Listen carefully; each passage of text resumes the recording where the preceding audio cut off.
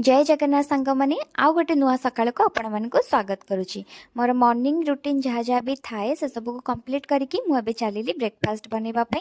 Fast मो breakfast बनई दूची आपण मानक प्रीवियस वीडियो देखी रागी स्मूदी।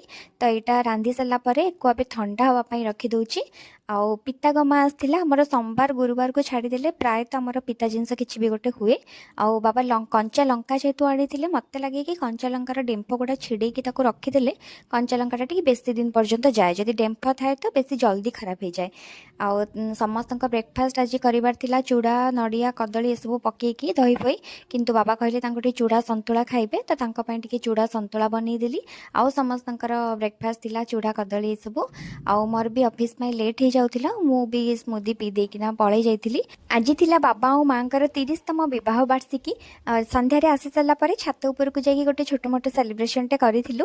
गोटे कौन कथा जानती आम मिडिल क्लास फैमिली पिला मानक पई बापा माँ को खुशी रे हक करके जाके मैरिज एनिवर्सरी विश करबा मत लगे बहुत डिफिकल्ट। तो एमती गोटे छोट मोट खुशी मुहूर्त क्रिएट करदेले से मैंने खुशी हो गले सेटा आम बहुत बड़ा कथा। तो यहाँ थिला बाबा माँ 30तम विवाह वार्षिकी। आपण मैंने समस्ते एनिवर्सरी विश करेंगे आ विश करते कि आम मैंने एमती मिसिकी गोल्डन जुबली एनिवर्सरी भी सेलिब्रेशन कर।